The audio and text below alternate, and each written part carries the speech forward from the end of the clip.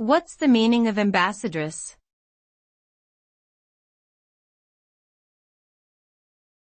Ambassadress.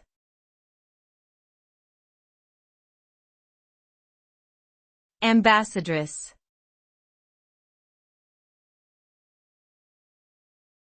Ambassadress.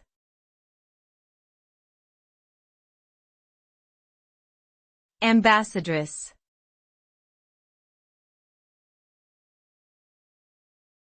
Ambassadress.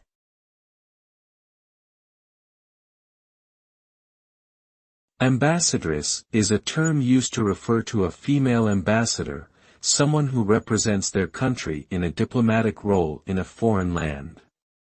Historically, the term was commonly used, but it has fallen out of favor as gender-neutral language has become more widespread.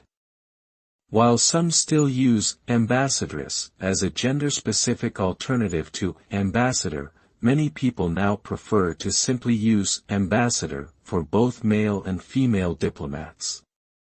Despite this shift in language, there is still a long way to go towards achieving gender equality in diplomacy.